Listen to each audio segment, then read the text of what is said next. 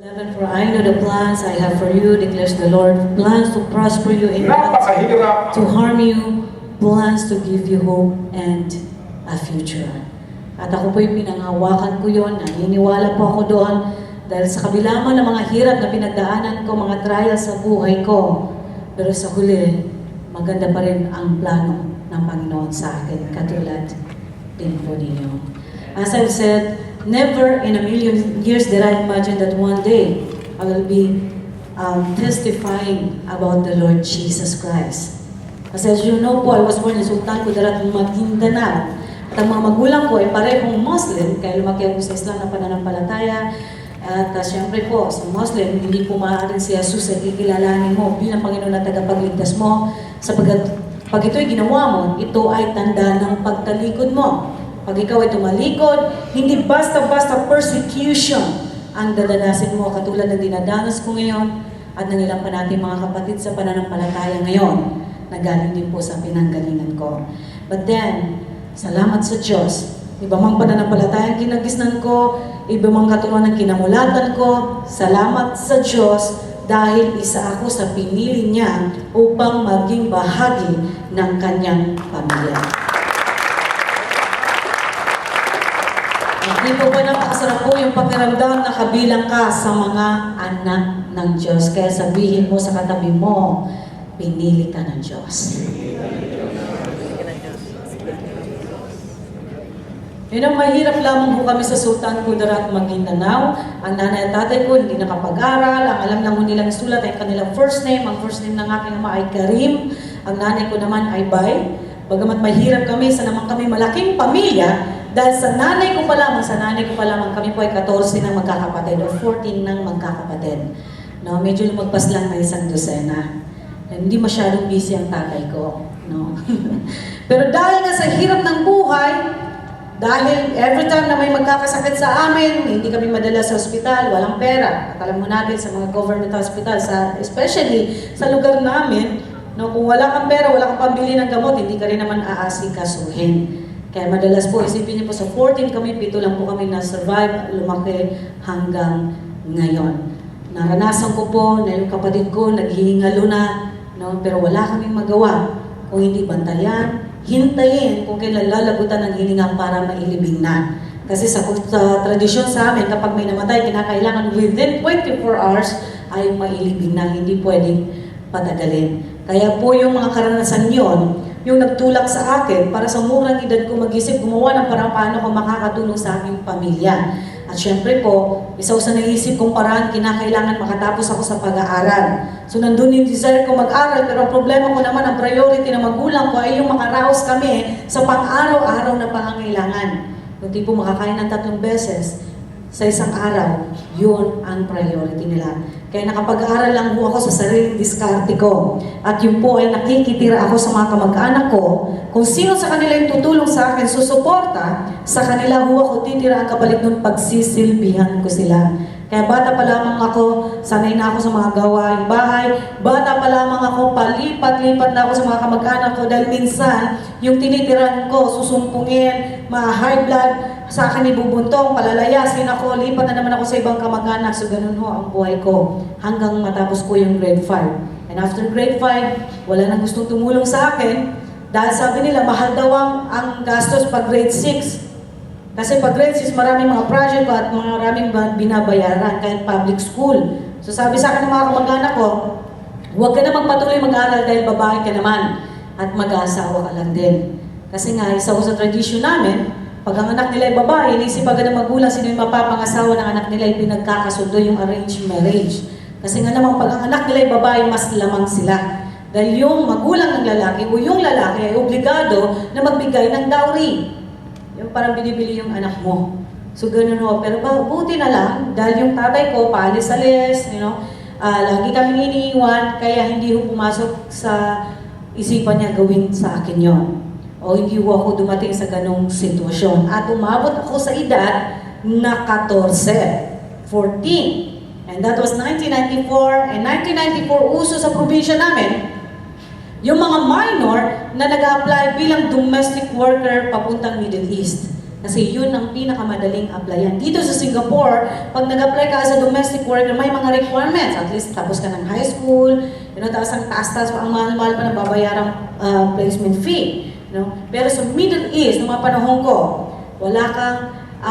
walang requirements, may mga kamag-anak kami o kapitbahay na nakakaalis ng bansa na kahit hindi marunong magbasa, hindi marunong magsulat dahil hindi nakapag-aral. Pero nakakaalis pa rin ang ating bansa dahil yun ang pinakamadaling applyan. Kaya nung malaman ko yun, kahit 14 years old lang ako, naglakas loob ako lumapit sa recruiter namin, nakamag-anak din po namin, at sabi ko gusto kong mag-apply at tinanggap naman ako. Pero ang problema ko, wala akong perang pampagawa ng passport, perang pamasahe papuntang Maynila, and even perang pang-medical. So, isang kasunduan namin ng aming recruiter ay yung silang sasagot sa lahat, yung salary deduction. Sa 2 taon na kontrata ko sa Middle East, 8 months na sweldo ko, yun ang pambayad ko sa kanila.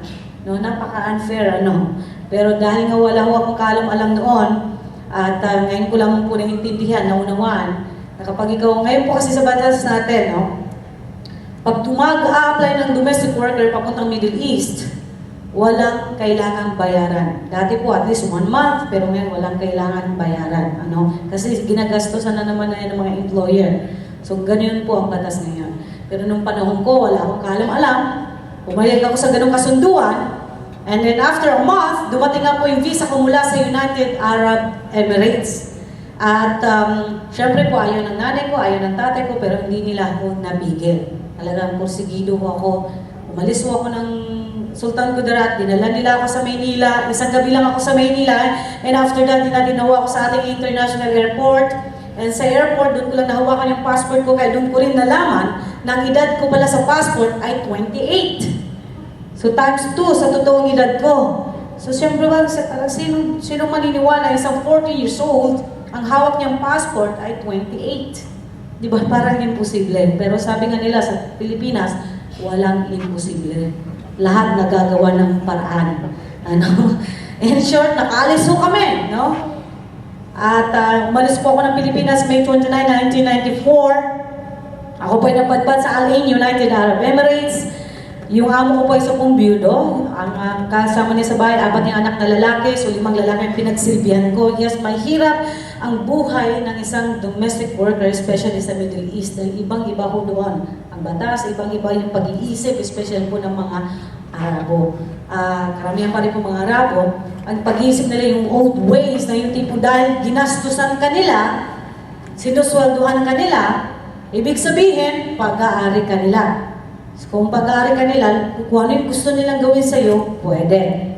Ganun po yung amo ko. Dahil 2 weeks pa lang ako sa kanila, nagpakita na po siya ng ibang motibo, nag-offer na po siya. Ako naman, nag-reaction po agad, magsumbong sa agency. Nagsumbong po ako, but then ang agency ko po na isang Palestinian, imbis na tulungan ako, siya po yung nag-encourage sa akin na tanggapin ko na lang daw po yung alok ng amo ko. So I was so devastated, hindi ko alam anong gagawin ko, sinong kakampi ko. So wala ho akong malapitan. And I have no choice but to stay sa bahay po ng employer ko. At yun na nga po, nung malaman ng amo ko na nagsumbong ako, syempre napahiya siya. Kaya unang pagkakataon na pinasok niya ako sa kwarto at yun po yung first time na na-experience ko kung binugbog niya ako. At buti na lamang, naitula ko siya, kaya na-outbalance siya, napaupo kaya nakatakbo ako at nakapagsumbong sa anak niya. At syempre po, pinagalitan naman siya ng anak niya. So akala ko magiging maayos na ang lahat. Pero iba po pala. Because after 1 month and 19 days, hindi ko man po naranasan tumanggap ng sweldo, hindi ko man po naranasan magpadala ng pera sa magulang ko, hindi ko man po naranasan tumanggap ng sulat mula sa magulang ko. Kasi nung mga panahon yun, isang way lang ang communication, wala pa akong text, di ba? May cellphone noon. Sino ba may cellphone sa inyo 1994? Dahil walang time na yun, di ba? Yung palakihan dati, yung mga unang labas. So, wala pa text, no? Internet naman, bihira lang kung sino yung may internet sa bahay, yung mayayaman lang. So, one way lang to communicate sa family ko is sulat. O di kaya naman ay voice tape. Di ba, pinapadala after a month pa nila bago matanggap. Pag nag-reply sila, another 1 month, mahigit 1 month bago ko matanggap yung reply nila. Since 1 month and 19 days lang ako, wala na. Hindi ko nga na-experience yun. At nangyari na po yung insidente. Yung nabalitaan nyo noon, July 19, 1994, nang ako po ay pinagtagkang sa akin ng amo ko. But then I thank God because even though I was only 14 years old, but lumaban po ako. Hindi ho ako pinanghinaan ng loob, bagkus ako ay lumaban. But then just imagine, a 14-year-old, sabi ko nga, lumaki pa nga ako ngayon eh. A 14-year-old, at yung amo ko po isa pong Arabo, bagamat siya po yung matanda na, may edad na, pero malaking mama at may kutsilyo. Pero isa lamang po nagbigay sa akin ng encouragement para lumaban. Isa lamang po ang nag-motivate sa akin para lumaban. At yun po yung pangaral sa akin ng aming ina. Lagi niya sinasabi kayong mga anak ko, mas matutuwa pa akong makita ko yung patay na lumalaban kaysa makita ko kayong nagpapatape. Kaya po nung maisip ko po yun, sabi ko, di bali mamatay ako, wag lang siyang magtagumpay. Kaya po nagkaroon ako ng lakas na loob na sumigaw. And thank God, imbis na saksakin ako, binitawan niya, sinakal niya ako, kaya yung 5 daliri ng amo ko, nagmarka sa ko sa pagkakasakal niya sa akin. At yun nga po, praise God, ngayon, dahil yung hanggang nakapa ko po yung kutsilyo. And then we started, mag-struggle na ho kami, nagpampuno ho kami, may saksak din ho ako sa ulo ng kutsilyo. Hanggang yun nga po, I thank God, dahil mga oras na yun, ako po ang hinayaan ng Panginoon na mabuhay, dahil yun po pala ay may napakagandang plano siya sa akin, katulad din po ninyo. Jeremiah chapter 1 verse 5. When God said to Jeremiah, before I formed you in the womb of your mother, I know you. Before you were born, I set you apart. I set you apart to become a prophet to the nation. And Prophet Jeremiah became the youngest prophet in the Old Testament. Kaya ako po naniniwala ng bawat isa sa atin ay may plano ang Panginoon sa atin. Ang bawat isa sa atin ay may panawagan ang Panginoon sa atin. Ang tanong lang, ay tutugon ka ba? Praise God, I was able to defend myself against my employer. But then, dahil ibang batas sa Middle East, doon po hindi kinikilalang self-defense. Kaya ako po ay nakulong. Nung kinulong po ako, diretsyo po ako sa Bartolina, sa isolation room. 2 weeks ako sa isolation room o sa Bartolina bago ako isinama sa mga kababayan natin Filipina din po na nakakulong doon sa Al-Ain Central Jail. Nung makasama ko yung mga kababayan natin, yun naman po nagbigay sa akin ng lakas ng loob dahil naisip ko, buti na lang lumaban ako.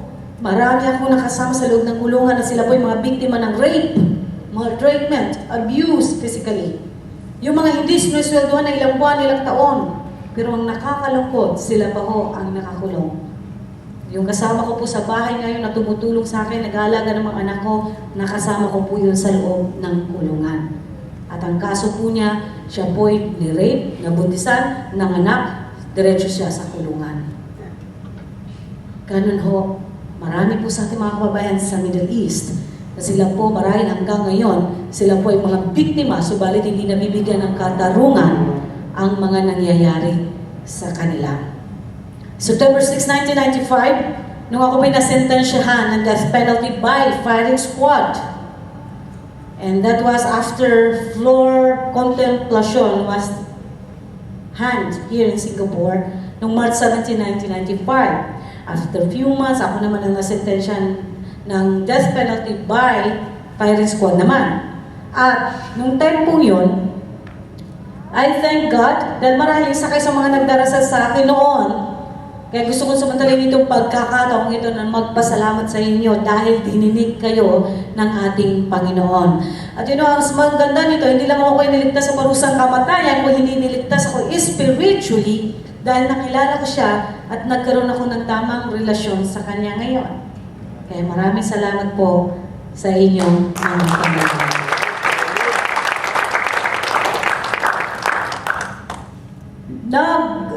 Nag-iba po yung sentensya sa akin, o bumaba po yung sentensya sa akin dahil po napatunayan ng aking lawyer na talagang ako'y minor o bata nung mangyari yung insidente at hindi 28 kasi chinek po pala, chinek po yung ngipin ko, mapapatunayan pala doon kung bata ka, no? At yung nga po, nung napatunayan, yung mga anak ng amo ko ay pinatawad nila ako. Na kung saan sa Middle East, kapag katulad ng naging kaso ko, napakalaga yung forgiveness ng family. And that's why my sentence was reduced from death penalty by firing squad to 1 year imprisonment, 100 lashes, and 1 million peso as a blood money. Yung 1 million, may ginamit ang pwede sa pang Filipino-Chinese businessman na siya yung nagkusang loob na bayaran, 1 million. Yung 100 lashes, bago ako bawin sa Pilipinas, kinakailangan paluin muna ako. But then, since I was only 16 years old na ng mga panahong yun, ako po ang pinakabata doon na pinalo, at nag-alala sila baka hindi daw po kayanin ng mga buto ko sa likod kapag isang paluin ni 100. Kaya ang ginawa ko nila, imbis na isang paluin, ginawa nila 5 days. So 20 lashes a day. Ginawa nilang installment. So mabait naman po pala sila, no? Every day, 20 lashes a day. And yes, masakit po ang pagpalo sa akin kasi bukod sa pulis na lalaking pumapalo, ang ginagamit nilang pamalo doon ay yung yantok. Alam niyo pong ratan na pabilog? So yun ang ginagamit. Every day na paluin po ako, the same spot. So just imagine, 20 ngayon kinabukasan, the same spot, 20. That's why after 5 days, after 100 lashes, ilang linggo po akong hindi makatulog na yung nakahiga o even nakatagilid dahil sa pamamaga ng likod ko. Dahil naka-t-shirt po ako pag pinapalo, so hindi po ako nagkaroon ng sugat, namuo lang siya yung dugo. Namaga, nagkulay itim. Yung mga kasamahan ko po sa kulungan, pinupunasan lang ako ng maaligamgam na tubig. So ganun lamang po. But then again, I thank God dahil nalagpasan ko po yun. And after 2 years in prison, kung tutuusin, finish contract naman po ako. 2 years ako. Kung 2 years ang kontrata ko, walang alang sweldo. Nakauwi po ako ng Pilipinas August 1, 1996. At nakita niyo po kanina sa video, ang daming tao sa airport, hindi ko po akalain na ganun karami. No? Kung ganun ka naging ka-sensation pala yung kaso ko. At dahil nung nasa kulungan ho ako, nakakatanggap na po ako ng mga sulat sa iba't ibang galing sa iba't ibang bansa sa Europe. At dito po, even dito sa Singapore, marami sumusulat sa akin dito. And sa Amerika, at sa iba pang lugar o bansa. At kaya po, alam ko na nababalita nila yung kaso ko. Pero nung pag-uwi ko sa Pilipinas, hindi ko alam na ganun ka-sensational pala sa Pilipinas. At yun nga po, naging pelikula yung buhay ko. Noong time po yun, 1997, usong-uso yung ginagawang pelikula, yung buhay, no? Mabalita lang sa news, ginagawa ng pelikula, no? Noong mga panahon yun. Kaya isa ko sa, yung buhay ko sa napili, at yun nga po, ang pinili ko po gumanap doon, kasi ang gusto nila ako po yung gaganap, pero hindi po ako pumayag dahil masyadong fresh pa sa akin. So pumayag lang po ako na gawing pelikula. Meron po ba nakapanood dito noon? The Sara Balabagan Story? Sige nga, pagkitaas ang kamay, huwag po kayo mag-alala, hindi ko kayo sisingilin. Sino ba dito? Meron? The Sara Balabagan Story? Ayun, si ate, hindi na panood niya. Ayun. Hulaan niyo po, sino po yung gumanap? Sige nga, sinong gumanap? Kim Chu. Buti na lang wala nagsabi Nora Honor. Yes. Si Vina Morales yung gumanap. Yung binayad ko sa akin doon ng Viva Films, yung pang naitulong ko sa aking family sa Mindanao. And then, I decided magstay sa Manila dahil gusto ko yung pagpatuloy ang aking pag-aaral. But then, since grade 5 lang yung natapos ko, kumuha ako ng acceleration exams sa DEX. So from grade 5, nakapasa ako ng 4th year high school, hanggang nag-college ako dahil may nagbigay sa akin ng scholarship. And eventually, 1999, napasok ako sa music industry natin dahil first album ko was under Sony Music Philippines. Na-discover po ako ng Sony Music through Tato Malay. At ang first, yung album ko po, ang composer at producer ko ay si Ray Valera. Matatanda niyo po, yung maging sino ka man. Si Tito Ray. And then, yun na po, nagbago. Ang takbo ng buhay ko, nagko-concert na po ako. But then, all along, God has been orchestrating my life. So that in the end, He will find me. Dahil sa pagkanta-kanta ko, doon ko nakilala si Dulce.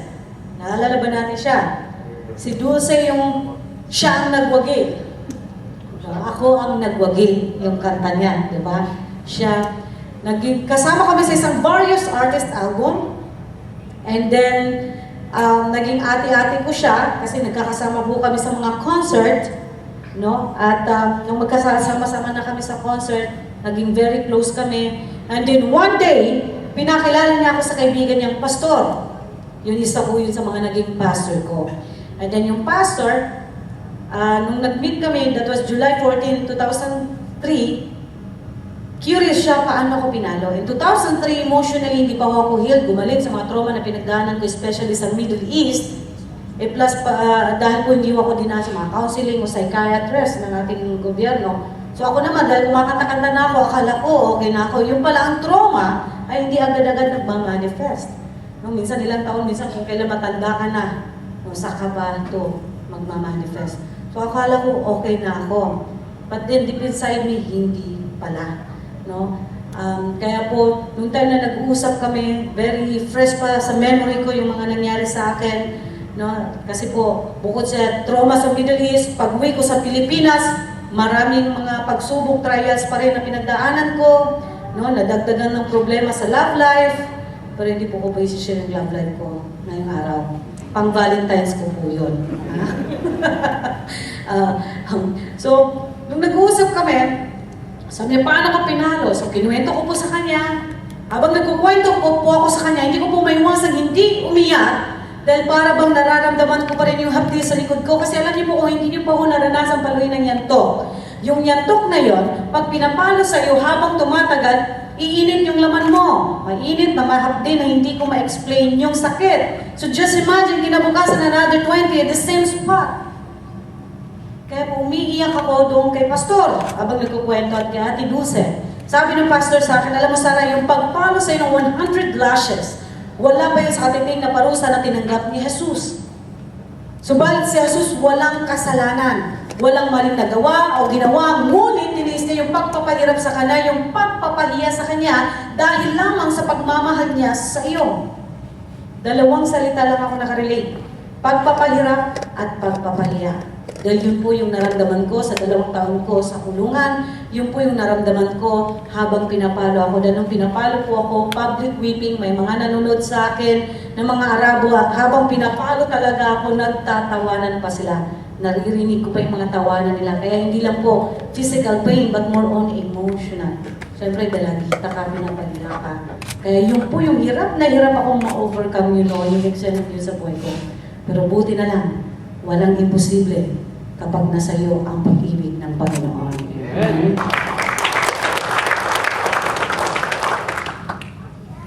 Pagpapahirap at pagpapahiya, yun ang ginamit ng Panginoon para lamang po ma-appreciate ko yung sakripisyong ginawa niya para sa akin o para sa ating lahat. Ganun pala ako kamahal. Ganun pala tayo kamahal ng ating Panginoong Jesus. Kaya sabihin mo uli sa katabi mo, baka inaantok na, kalabitin mo, sabi mo, mahal na mahal ka ni Jesus. Kalabitin mo, baka inaantok na.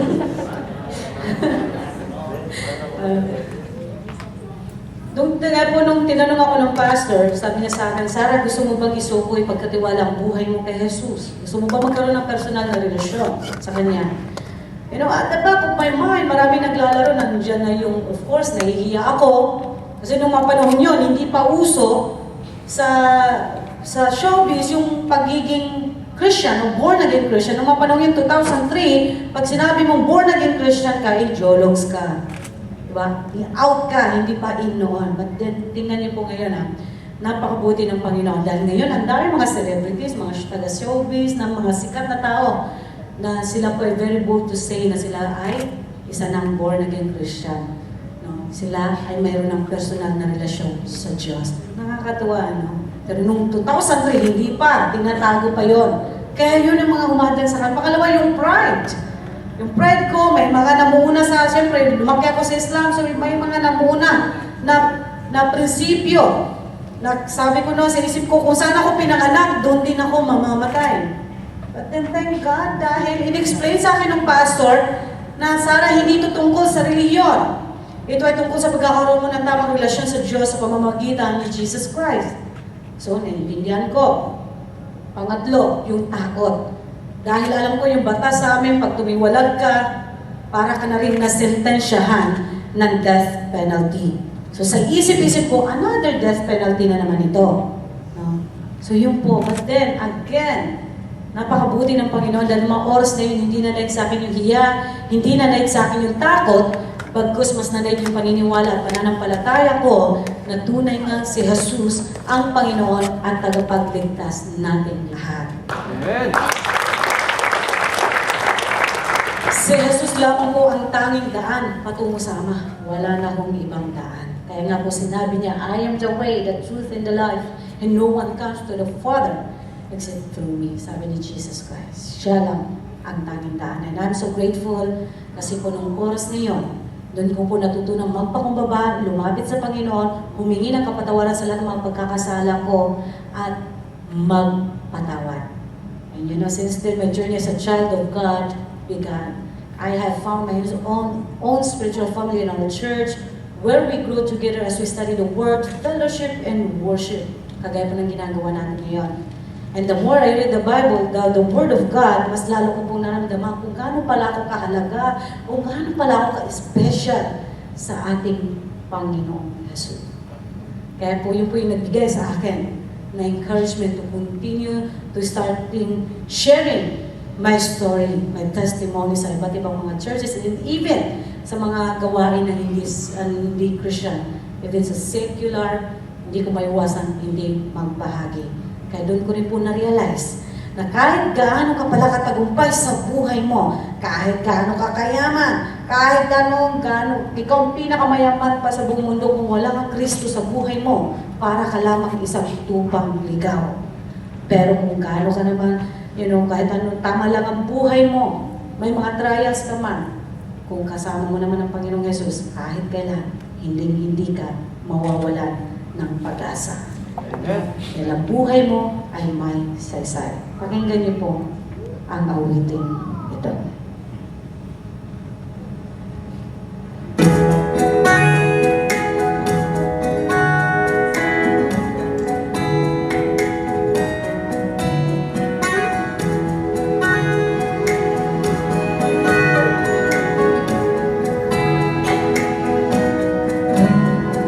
Malapit na naman lumubog ang araw, dilim ng gabi, darating na naman. Sa paghimlay mo'y isip mo'y naglalakbay, nakatanaw sa kawalan. Lumipas na naman ang isang araw sa buhay.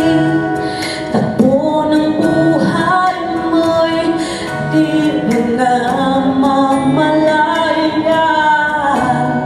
Sa bawat sandaling darating at papanaw, buhay mo'y tila parang kulang.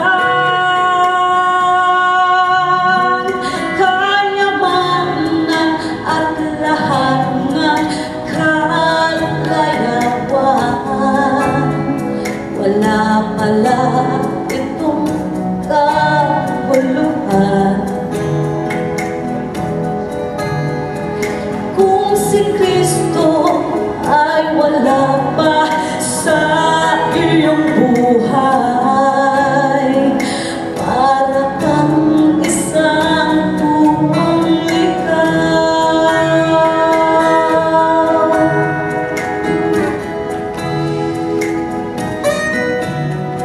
Lumipas na naman ang isang araw sa buhay. Takbo ng buhay mo'y di mo na mamalayan. Sa bawat sandaling darating at papanaw, buhay mo'y tila parang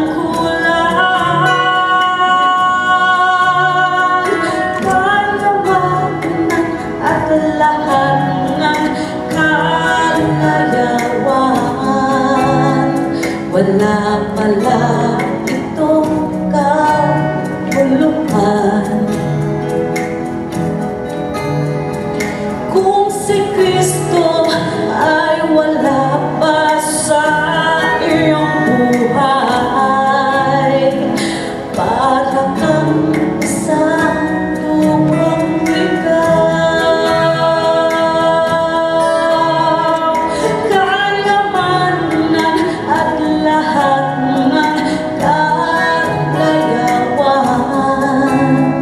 wala pala itong kabuluhan.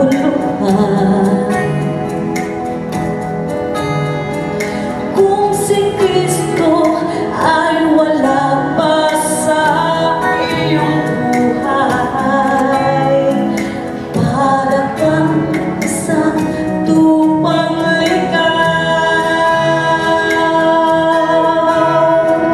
Para kang isang tupang ligaw.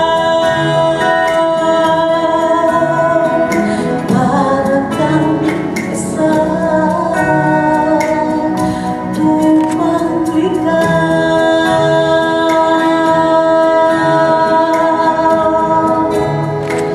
Para kang isang tupang ligaw. Ito po, sa pagmamahal kay Kristo. At ako po, sa pag-ikot-ikot ko po, kung saan po ako napupunta, yun po ang aking panalangin, ay wala nang maging tupang ligaw. Amen? Nagsishare po ako anywhere and everywhere as I get invited. But then, aminin ko po sa inyo, dumating yung panahon na nagkaroon ako ng pagkatakot sa sarili ko. Dahil yun lagi sinasabi ng mga kaibigan ko, Sarah, tumigil ka na sa pagte-testimony mo. And then even po yung tatay ko ng mga anak ko, yung ex-husband tatay ko. Yung ex-husband ko po, ganun din. Sabi mo, huwag ka na mag-testimony kasi delikado yung ginagawa mo. So after po, naipanganak ko po yung gusto kong babae, siyempre po, dahil bilang yung pusong ina, natakot nga ako. O nga, paano yung mga anak ko pag may nangyari sa akin? No? Kasi po especially sa Pilipinas, pag mga evangelism, crusade, kung saan lang po yung venue, minsan open, minsan sa basketball court, o di kaya sa plaza, may mga death threats po ako. So, yun pong worried nila, baka mamaya bigla na lang, mangyayari sa akin. So ako naman po, tumigil po ako, sa pagtanggap po noon, 2004, 2005, ng testimony. Pero tuloy-tuloy po ako sa pag-attend ko ng church, every Sunday, Bible study, fellowship, mga ganun po, seminars, pero maliban lang sa tumanggap ng imbitasyon. Pero alam po natin, na kung tayo po ay tinanggap natin ang pag-ibig ng Panginoon, ito ay kusang aapaw. At hindi ko tayo mapipigilan na ibahagi din ito sa iba. Alam mo natin, ang bawat isa sa atin ay may talentong ibinigay ang Panginoon sa atin. At yun ang nais ng Panginoon ay ito ay gamitin natin para sa Kanyang kapurihan. One night, as I was having my quiet time with the Lord, God lead me to this verse. Sabi doon sa verse na yun, kung ang sino man ang magliligtas ng kanyang buhay ay siyang mawawala nito. Ngunit ang sino man ang mag-alay ng kanyang buhay, alang-alang sa akin, ay siyang magkakamit nito. Si Jesus po ang nagsabi nun. Ano yung sa English, Pastor?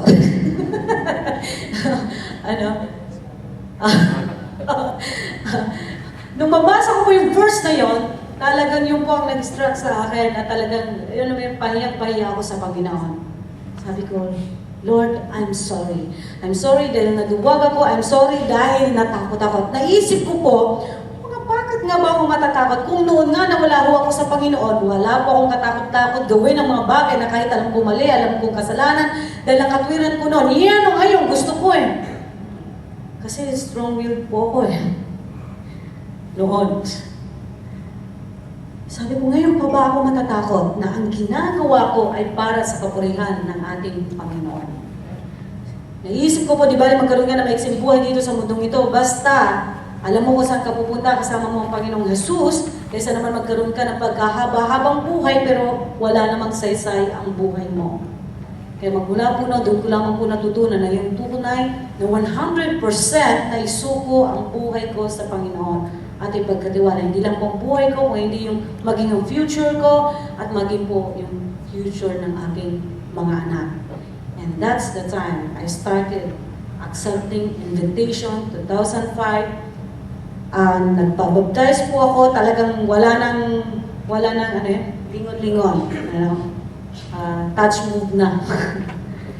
So I started accepting invitation naman. Ministry po ako, Luzon, Visayas, Mindanao. Pumupunta po ako. Marami pong may mga pinupuntahan po ako na may mga kapatiran ako dati. Na nalalaman nilang pumupunta ako doon, sila po yung ma-attend, curious sila marahil kung ano sasabihin ko. By God's grace, sa huli, sila po ay tumatanggap sa Panginoon. Marami pong ginagawa ang ating Panginoon. Kaya po yun po yung nag-encourage sa akin to continue what I'm doing right now. And not only that, dahil 2006, I allowed yung 700 Asia. Nanonood ba kayo ng 700 Asia? No? 700 Club. Inalaw ko po ang 700 Club na ipakita o ipalabas yung testimony ko with reenactment. Dahil inisip ko naman panahon yun, hindi naman manonood ang nanay ko at mga kapatid ko sa Mindanao ng 700 Club. And then, nung pinalabas po yun, yung pinsan ko nagtatrabaho sa Dubai, yung pang nakapanood. No? So from Dubai, tawag siya sa Mindanao, sa nanay ko, sabi niya sa nanay ko, bantayan niyo si Sarah dahil nag-halaluya na at nag-Jesus na. So ang nanay ko naman nagulat, ano na naman itong pinasok ng anak ko, tawag siya sa akin sa Maynila, sabi niya, totoo ba ito na naging Kristiyano ka na raw? Sabi ko, abay, hindi ito tungkol sa relihiyon. Nagkaroon ako ng tamang relasyon sa Diyos sa pamamagitan ni Isa Almasih, ni Jesus Christ. I was trying to explain to my mother in a way na maintindihan niya, pero syempre hindi niya maintindihan, o kaya ayaw lang niyang intindihin. No? At galit na galit siya sa akin, sabi niya, kailangan magbalik Islam ka, bumalik ka sa Islam, dahil kung hindi itong mangyayari sa iyo, so nilatag na po niya sa akin yung mga posibleng mangyari sa akin.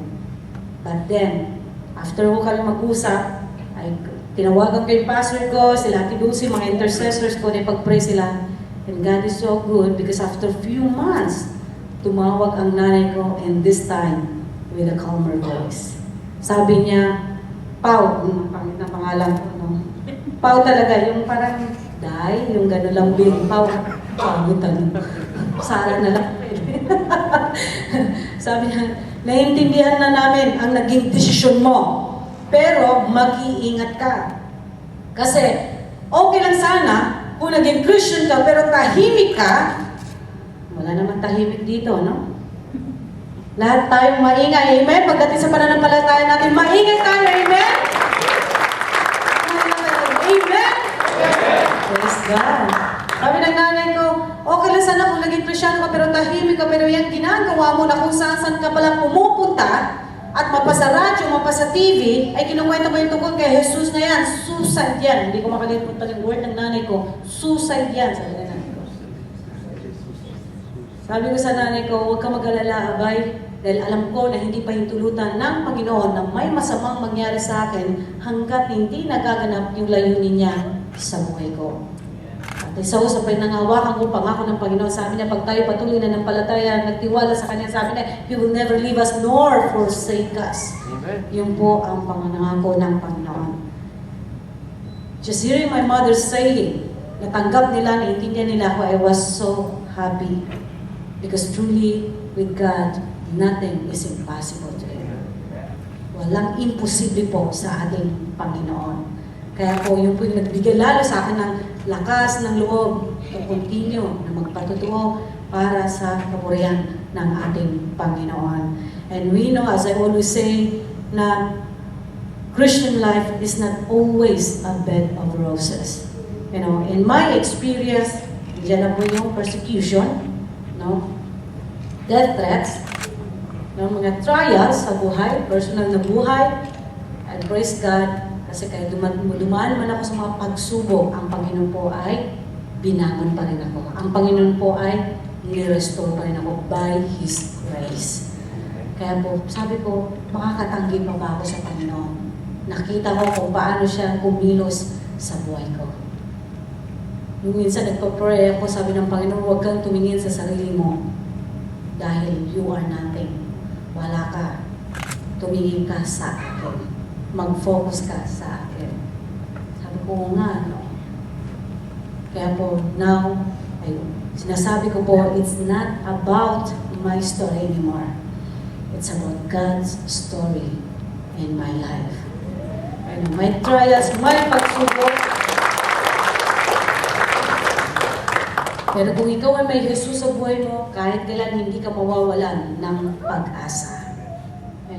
Sa atin po bilang mga anak ng Diyos, tayo po ay victorious.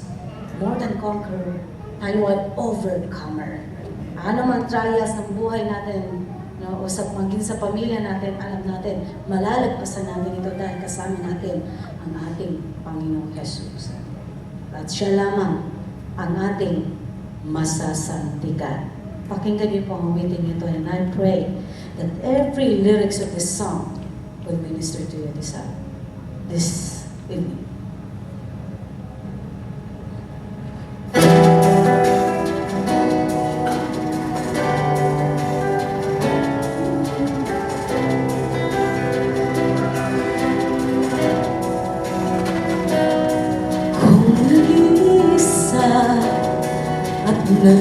Nalulumbay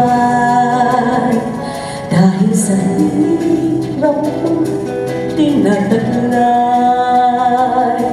Kung kailangan mo ng karaman, tumawag ka at siya'y naghihintay.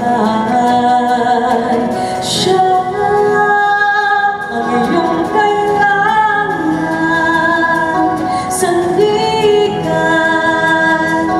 kaibigan mo.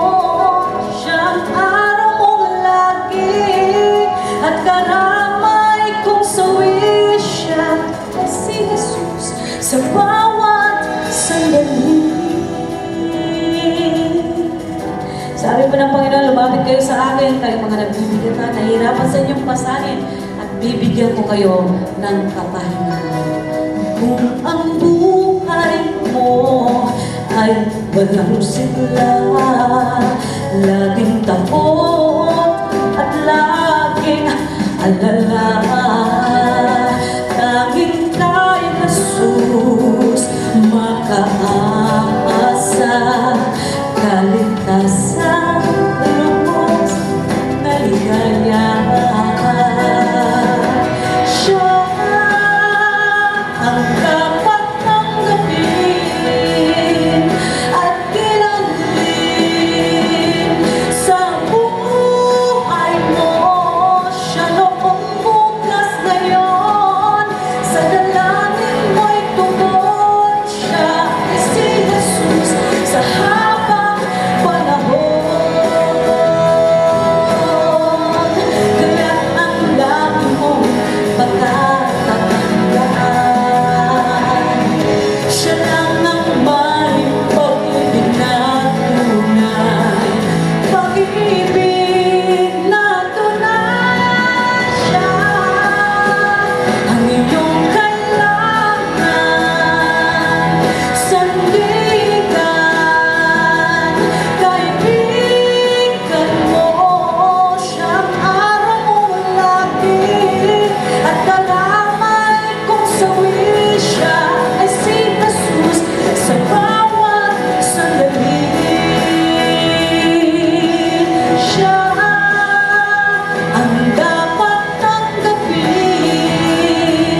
at kilalanin sa buhay mo.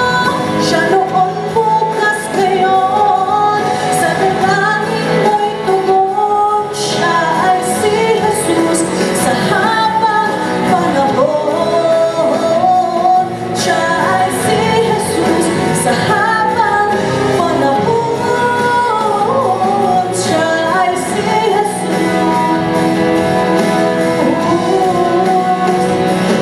Siya ay si Jesus.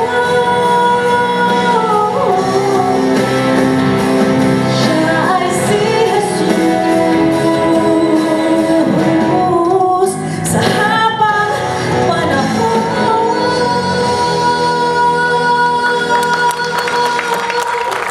Kaya Jesus lamang po ang ating tanging pag-asa. Yan ang sabi po ng mga kaibigan ko, sana hindi ka pa napapagod, napaulit-ulit mo kinukwento ang buhay mo, No, katulad po yung ngayon, pangatlo na po ito na pinuntahan kong church. And by God's grace. At yun po sabi ko, alam niyo noon, kung wala po ako sa Panginoon at hindi ko pa naiintindihan yung purpose niya sa akin, talagang ayaw kong pag-usapan yung nakaraan ko. Kung matatanda niyo po yun sa mga interview, isang salita lang po. Talagang napakatipid ko pong magsalita.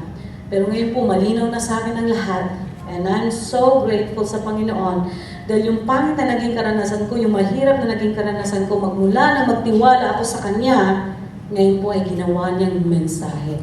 Mensahe sa iba, maging kalakasan ng iba, makapagbigay ng aral sa iba. And I'm sure, kayo din po ay may kwento. Maraming salamat po. God bless us all. And to God be the glory. Maraming salamat, Sister Sarah. Isa pong challenge sa atin. Kasi tayo wala tayong threats Diba? Dito sa Singapore, we have all the freedom. But naalala ko nga si Paul, diba? Written by Dr. Luke dun sa Book of Acts. Sabi niya, 40 lashes minus 1 times 5. So siguro mga 195 na lashes. Noon na po siyang nagpatuloy na siya sa Panginoon. But one thing in common, no? Si Sister Sarah at si Paul, one thing in common, sabi ni Paul sa Romans 1, sabi niya, I am not afraid of the gospel because this is the power of Christ to those who believe. Power. Kaya po, malaya siya, no? Meron siyang freedom magsalita about Christ because hindi po sila natatakot. Hallelujah! Ito po yung pampagising sa ating mga Kristiyano na wala naman po tayong threats. Ngunit we keep our mouth shut when it comes to Jesus Christ. No? Meron po tayong laya to proclaim Jesus. At para po dun sa iba, sabi rin po ni Paul sa Romans 10, no? If you confess with your mouth that Jesus Christ is Lord and believe the Father that He raised Jesus from the dead, you will be saved. Tayo po tumayo. Kung meron po rito parang nag-aalangan ka sa iyong salvation. Hallelujah sa mga oras na ito. No, at gusto mong tanggapin si Kristo bilang Diyos mo at tagapagligtas sa gabing ito. Simple lang po sinasabi ni Paul sa Romans 10. If you will confess Jesus with your mouth that He is the Son of God and believe na yung Father raised Him from the dead, you will be saved. Very simple lang po ang sinasabi sa salita ng Diyos. Kaya po dyan po sa iyong kinalalagyan, I want you to have this communion with God tonight. No? Pikit po natin ang ating mga mata. At kung gusto po natin tanggapin si Kristo bilang Diyos natin at tagapagligtas, hallelujah, pwede po kayong sumunod sa akin sa isang panalangin. Maraming salamat po sa message niyo, Panginoon, through Sarah Balabagan. Thank you, dear God, na Ikaw po ang Diyos namimili, Panginoon, at kami po isa sa mga pinili ninyo, Diyos. And we are so thankful and grateful, Father God, that among your creation, Father, we are one of those who receive this eternal life. Father God, wala po kaming maibalik in return to say how much thankful we are and how much grateful we are, kundi ang aming pong pag-ibig sa inyo. Sa mga oras po na ito, Lord God, here we are, Lord God, as a living sacrifice, holy and acceptable sa iyo pong banal.